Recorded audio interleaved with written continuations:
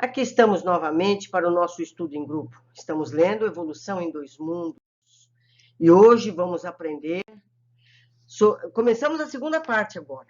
Alimentação dos desencarnados. Olha que interessante. Como se verifica a alimentação dos espíritos desencarnados?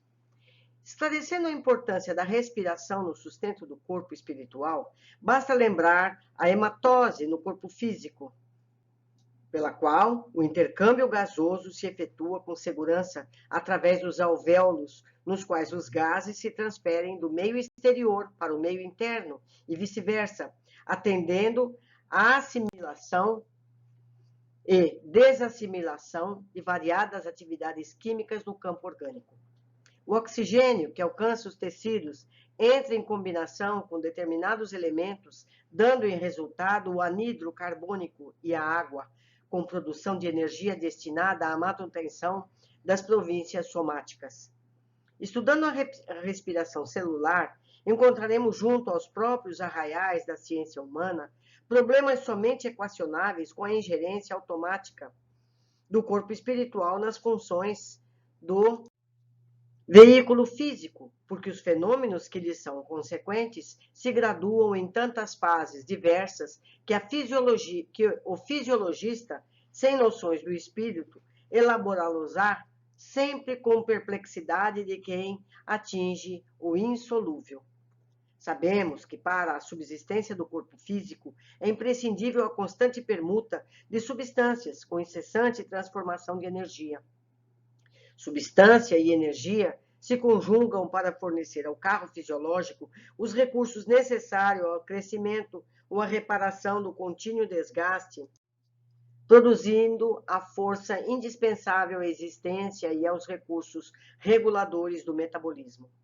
O alimento comum ao corpo carnal experimenta de início a digestão, pela qual os elementos coloidais indifusíveis se transubstanciam em elementos cristalóides difusíveis, convertendo-se ainda a matérias complexas em matérias mais simples, acessíveis à absorção, a que se sucede a circulação dos valores nutrientes suscetíveis de aproveitamento pelos tecidos, seja em regime de aplicação imediata, seja no de reserva, destinando-se os resíduos à expulsão natural.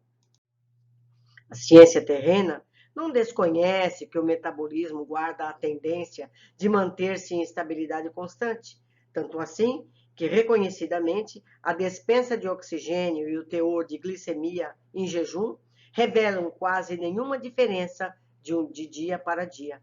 É que o corpo espiritual, comandando o corpo físico, sana espontaneamente quando harmonizado em suas próprias funções todos os desequilíbrios acidentais nos processos metabólicos, presidindo as reações no campo nutritivo comum. Não ignoramos, desse modo, que desde a experiência carnal, o homem se alimenta muito mais pela respiração, colhendo o alimento de volume simplesmente com recurso complementar de fornecimento plástico e energético para o setor das calorias necessárias à massa corpórea, distribuição dos potenciais de força nos variados departamentos orgânicos.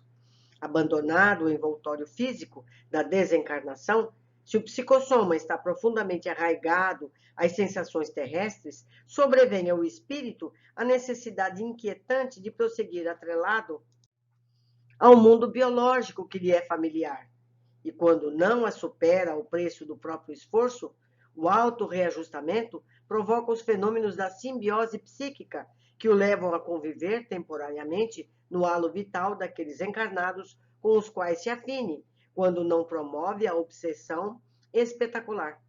Na maioria das vezes, os desencarnados em crise dessa ordem são conduzidos pelo agente da bondade divina aos centros de reeducação do plano espiritual, onde encontram alimentação semelhante à da terra, porém fluídica, recebendo-a em porções adequadas até que se adaptem aos sistemas de sustentação da esfera superior, em cujos círculos a tomada de substância é tanto menor e tanto mais leve quanto maior se evidencie o enobrecimento da alma, porquanto pela difusão cutânea o corpo espiritual Através de sua extrema porosidade, nutre-se de produtos sutilizados ou síntese quimio-eletromagnéticas, auridas no reservatório da natureza e no intercâmbio de raios vitalizantes que reconstituem do amor com que esses seres se sustentam entre si.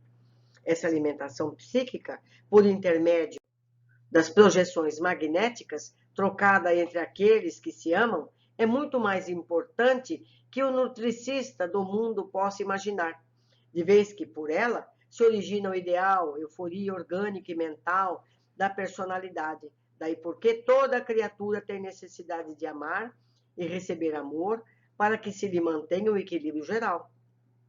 De qualquer modo, porém, o corpo espiritual, com alguma provisão de substância específica ou simplesmente sem ela, quando já consiga valer-se apenas da difusão cutânea para refazer os seus potenciais energéticos, conta com os processos de assimilação e da desassimilação dos recursos que lhe são peculiares.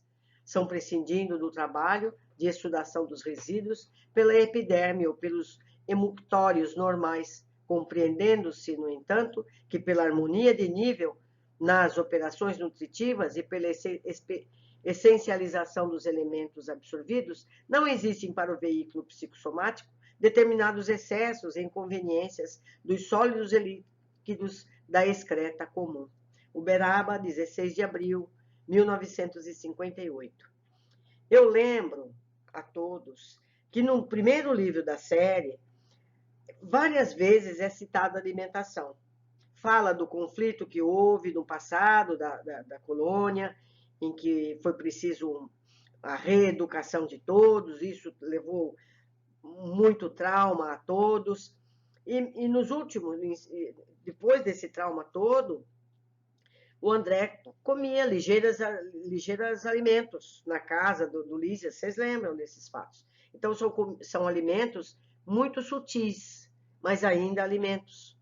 Porque vale lembrar que o nosso lar não está em plagas muito altas, está bem junto da gente, com espíritos ainda não tão iluminados, não é mesmo? Bom, terminamos um capítulo muito interessante, e como eu já disse, os capítulos estão ficando mais fáceis da gente entender, não é verdade? Eu agradeço a companhia de todos e eu espero no próximo capítulo.